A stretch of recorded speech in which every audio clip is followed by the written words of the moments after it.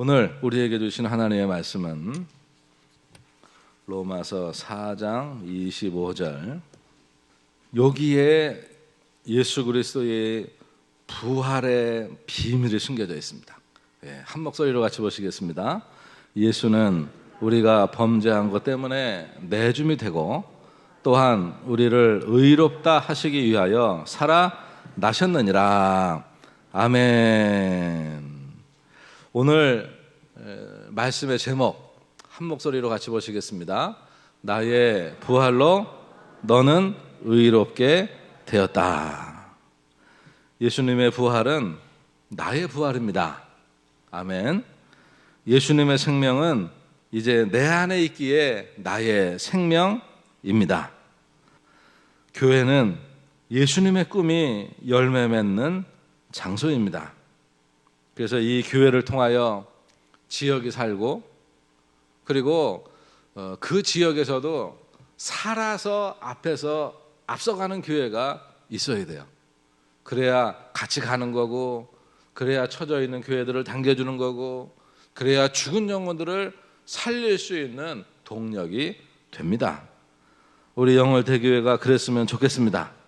그래서 이 지역의 교회들을 더불어서 일으켜 세워주고, 그리고 지역의 숨통을 틔워주고, 육의 숨통과 영의 숨통을 틔워주고, 이 나라와 이 민족에게 예수의 푸르른 생명을 증거할 수 있는 교회가 되기를 축복합니다. 하나님의 자녀된 우리들에게 아까 그 이혜인 시인의 말처럼 우리에게 날개가 있습니까? 부활의 날개가 우리의 겨드랑이에서 이렇게 뒤로 막 피어오르는 그걸 한번 꿈꿔보십시오. 내가 이 땅에 날개가 없어서 늘 걸어 다녀야 되는데 뒤에 하나님이 천사처럼 그 날개가 삐죽히 솟아오르게 하시고 쭉 날개를 뻗어서 이 하늘을 좀 펄럭펄럭 날아갈 수 있는 부활의 날갯짓이 우리에게 있기를 축복합니다. 그래서 우리에게 부활의 날개, 믿음의 날개를 넓게 펴고 지금 이 시대에 이 어두움의 땅, 그리고 고통의 땅, 문제가 늘 상존하는 이 땅에서 날아올라서 이 땅에 발을 딛고 박차올라서 하늘을 향하여 비상하는 믿음의 일꾼들이 되시기를 축복합니다. 오늘 예수님께서 우리에게 이렇게 말씀하십니다. 첫 번째 같이 보죠. 나의 부활로 너는 죄의 권세에서 벗어나 의롭게 되었다. 나의 부활로, 예수님의 부활로 우리는 죄의 권세에서 벗어나 의롭게 되었습니다. 이것이 오늘 본문 로마서 4장 25절의 말씀입니다. 그래서 예수 그리스도의 죽으심은 예수는 우리가 범죄한 것 때문에 내줌이 되었다. 그리고 또한 우리를 의롭게 하시기 위해서 예수님은 다시 살아나셨다는 겁니다. 그래서 우리가 부활이라고 하는 말이 다시 살아났다는 얘기예요. 이건 헬라어로 아나스타시스라고 표현을 하는데 여기에는 몇 가지 의미가 있습니다. 자동사로 쓰일 때 첫 번째는 밤에 죽은 듯 자던 사람이 아침에 눈을 뜨면서 정신이 돌아오면서 기지개를 쫙 펴고 잘 잤다 그러면서 일어나는 거예요. 하나님이 주시는 생명을 가지고 뻘떡 일어나는 것. 두 번째는 위로 올라 튀어오르는 것입니다. 그래서 멈추었던 인생이 출발하는 것. 어둠의 권세, 죽음의 권세로부터 떠나서 생명으로 나아가는 것. 이런 의미가 있고, 세 번째로는 봉기, 아닌 것. 우리가 늘 죄에 매여서 어떻게 나가고 싶지만 못 나가는 인생처럼 늘 이게 매여 있는 인생은요, 그 매여 있는 걸 풀어줘도 그냥 늘 그 자리에서 맴돈다는 거예요. 버릇처럼. 그런데 우리가 풀려난 것을 우리가 느끼고 이제는 떨치고 일어나서 어둠을 향하여 싸워나가는 빛의 군사로 하나님이 우리를 세우셨다는 것, 이것이 부활의 세 번째 의미입니다. 그래서 부활이라고 하는 것은 뭐냐? 일어나는 거다. 죄로부터 떠나는 거다. 그리고 이 어둠의 권세로부터 싸워서 이제는 그 빛의 군사로 어둠의 권사와 맞서는 것이다. 이런 부활의 의미들이 우리에게 있습니다. 우리가 모를 때는 몰랐지만 알고 나면 그것이 우리에게 능력이 되고 힘이 됩니다. 제가 운전을 하면서 자동차의 크루즈 기능을 몰랐어요. 있는데도 몰랐어요. 그런데 어디를 가는데 그 옆에 앉은 친구가 크루즈 기능을 써봐 그러는 거예요. 그게 뭐야 물었죠. 그랬더니 그냥 정속으로 운행을 할 때에는 굳이 엑셀하다에 팔을 안 얹어놔도 크루즈 기능을 딱 눌러놓고 온을 해놓으면 그 속도대로 간다는 거예요. 그래서 해보니까 너무 편한 거예요. 그때부터는 잘 써먹어요. 잘 써먹어요. 그것처럼 있어도 모를 때는 내게 아닌 거예요. 내 주머니에 돈이 10,000원이 있어도 내 돈 10,000원이 있는 줄 모르면 그게 내게 아무 가치가 없어요. 있어도 능력도 안 되고 사용할 수도 없고 모르니까. 그런데 오늘 주님이 말씀하시는 겁니다. 나의 부활로 너는 죄의 권세에서 벗어났다. 그리고 너는 의로워졌다 라고 말씀하십니다. 육의 상식은요, 사람은 죽으면 끝이라는 거예요. 그래서 사람이 죽으면 슬퍼합니다. 이제는 볼 수 없음. 이제는 끝. 그래서 슬프고 두려운 것이 죽음이고 육신의 죽음은 누구에게나 온다는 것을 알기에 사람은 늘 죽음 때문에 떨어요. 누구나 이 죽음의 압박감이 있고 두려움이 있습니다. 누구나 자신의 죽음의 문제를 피해갈 수는 없어요.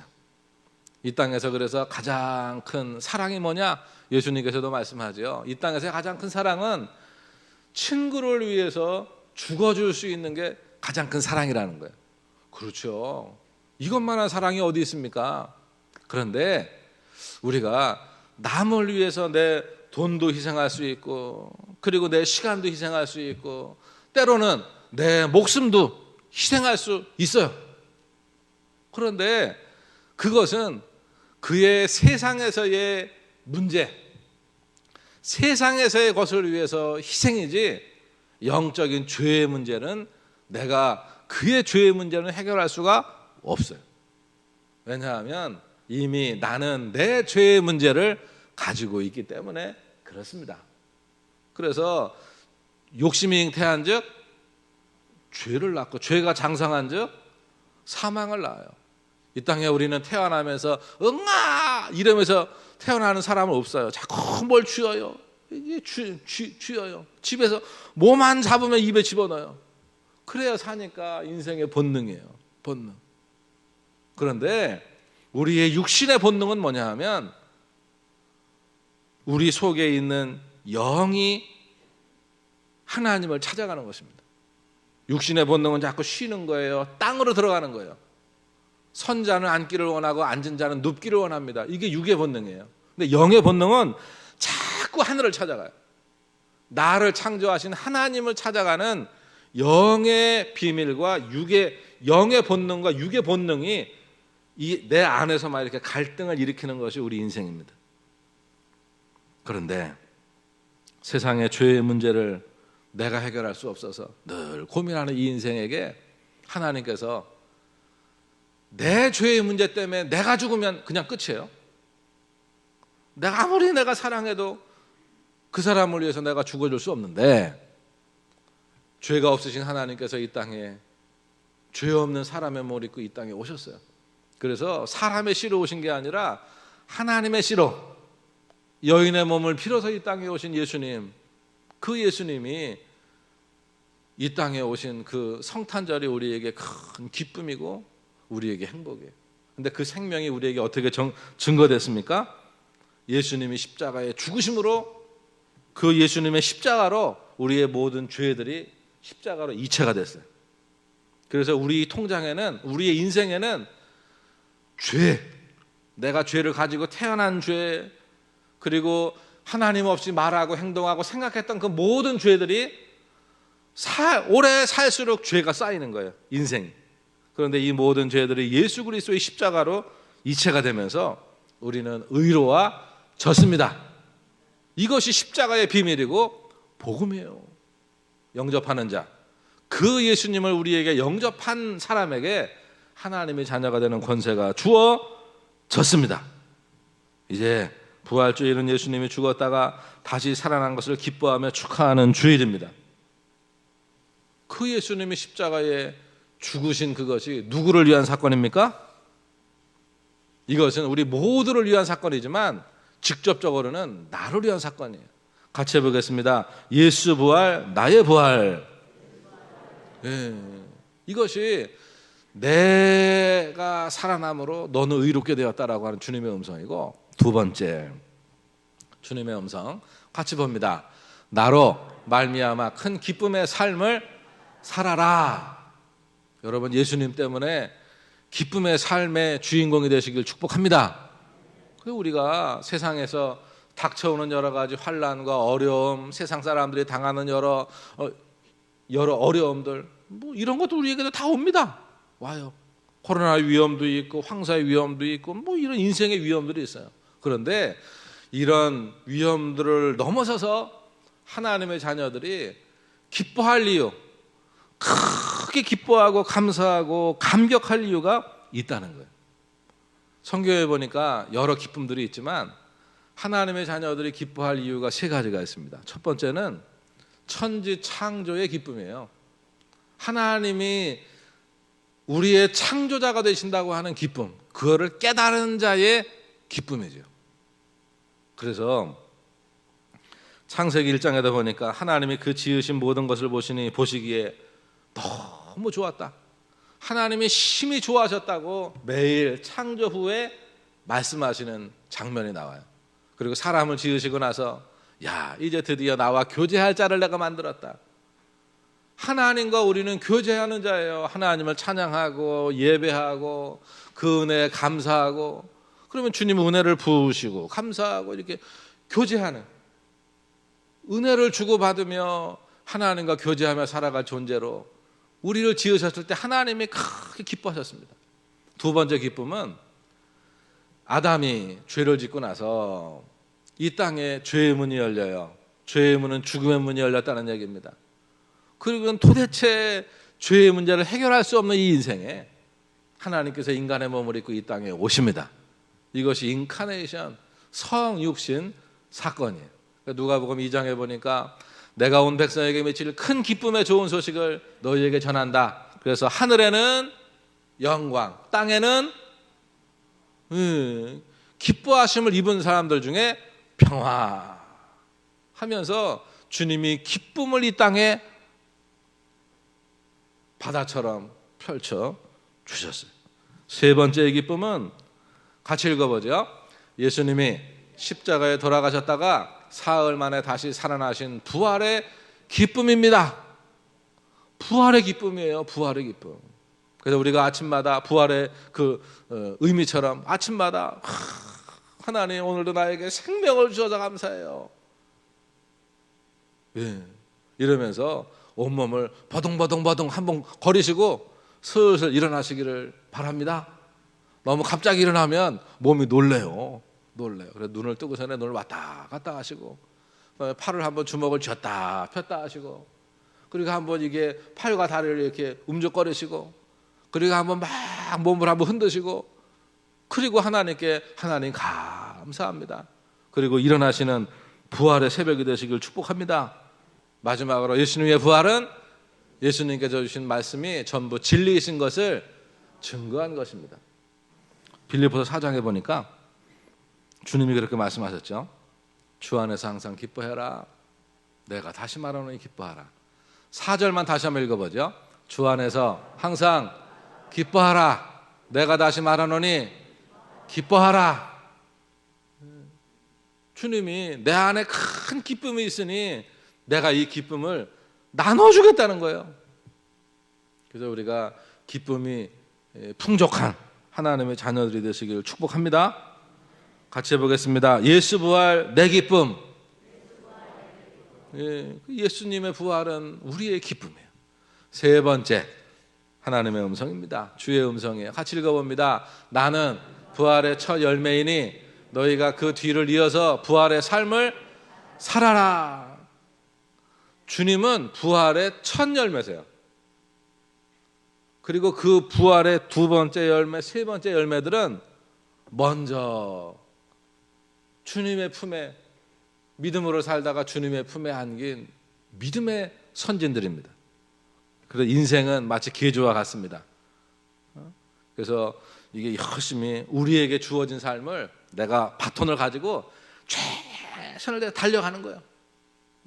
뜀뛰기 선수는 뜀뛰고 스케이트 선수는 스케이트 타고 이러면서 스키 선수는 스키 타고 이러면서 막 계속 나에게 정해진 구간을 달려가는 겁니다. 그리고 내 믿음의 자손이 됐든지 믿음의 후계자가 됐든지 그 다음 내 믿음의 다음 선수에게 믿음의 바톤을 넘겨주고 우리는 하나님 안에서 안식하는 것입니다. 이 땅에 하나님의 자녀들이 사는 동안 우리는 예수 그리스도의 십자가와 부활이 우리의 입술의 자랑이 되시길 축복합니다. 그리스도께서 죽은 자 가운데서 다시 살아 잠자는 자들의 첫 열매가 되셨다. 로마 병정들이 예수님의 무덤을 지키고 있었어요. 왜냐하면 빌라도는 몰랐는데 대제사장과 종교인들은 예수님이 계속 말씀하시는 걸 들었습니다. 내가 이 성전을 헐라, 내가 3일 만에 다시 성전을 세우리라.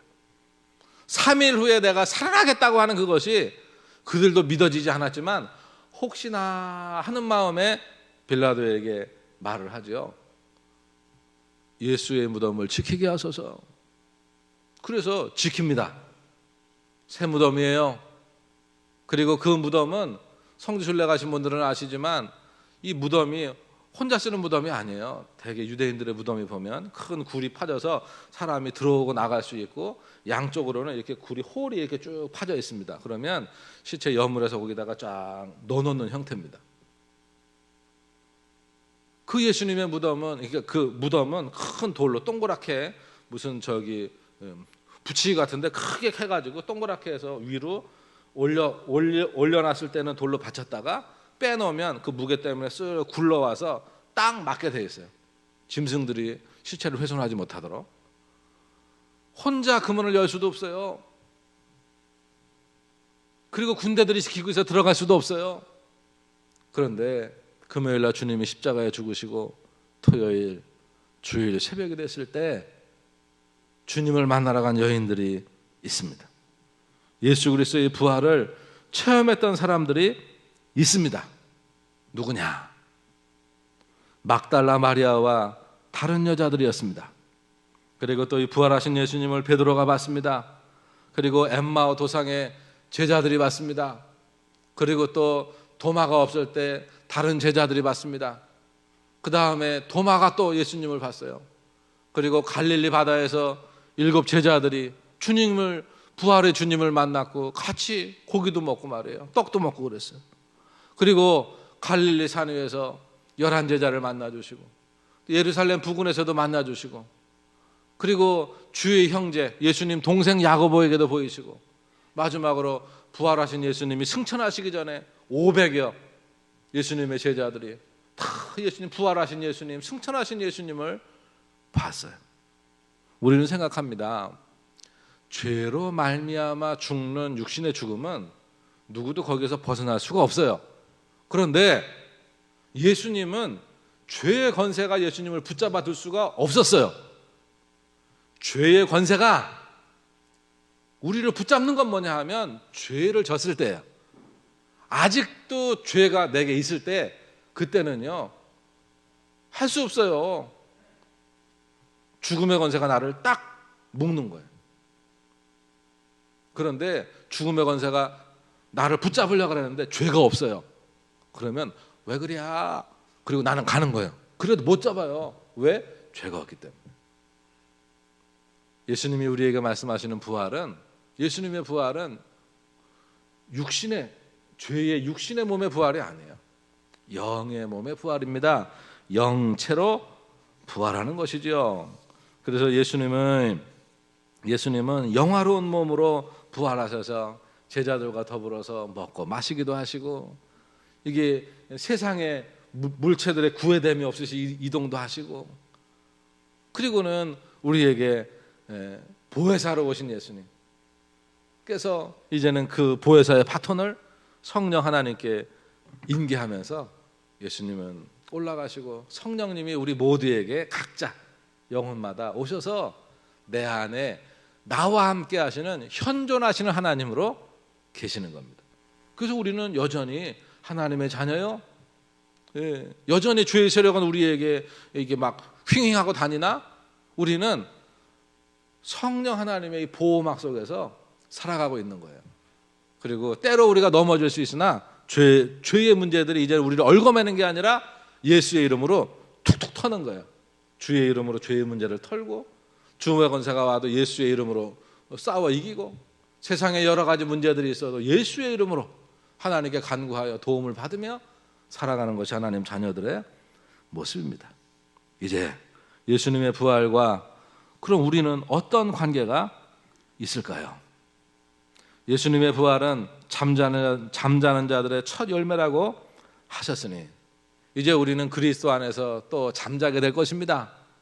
한 번 죽는 것은 사람에게 정한 것이니까 이제는 우리의 죽음이 두려운 인생이 아니고 되려 하나님의 나라가 기대돼서 기뻐하며 감사하며 그날과 그때를 꿈꾸는 하나님 자녀의 삶을 살게 됩니다. 이제 우리의 인생의 계주의 믿음의 바톤을 누구에게 연결하겠습니까? 우리의 믿음의 후계자를 키우십시오. 우리의 믿음의 후계자를 키우세요.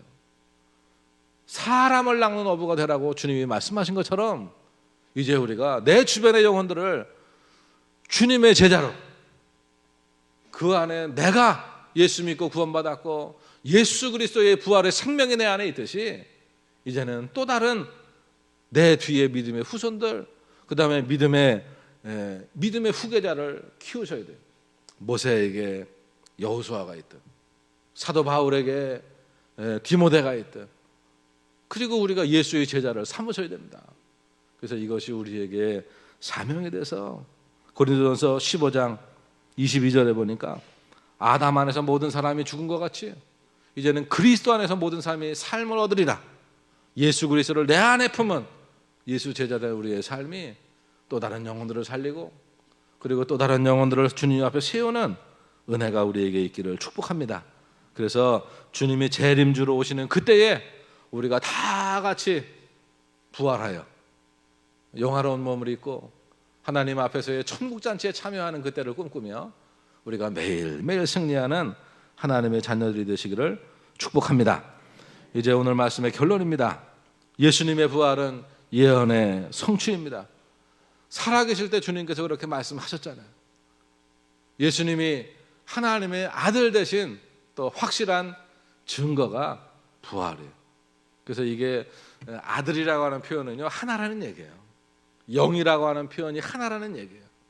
그래서 성부, 성자, 성령 하나님이, 그 하나님이 창조하셨고 우리에게 생명으로 오셨고 지금 나와 현존하시는 그 하나님의 은혜를 우리가 이 부활을 통해서 경험하게 되는 것입니다. 예수님의 보혈은 이제 그 보혈의 피가 우리의 죄를 씻기는 증거가 되고, 그리고 이 예수님의 부활은 우리에게 영생이 있음을 보증하는 것입니다. 그래서 성령 하나님이 내 안에 계신 증거가 내가 하나님의 자녀가 된 증거가 되듯이, 확증이 듯이 이제 예수 십자가 부활을 우리 안에 확신을 가지고 이 예수 부활의 증인들이 되시기를 축복합니다.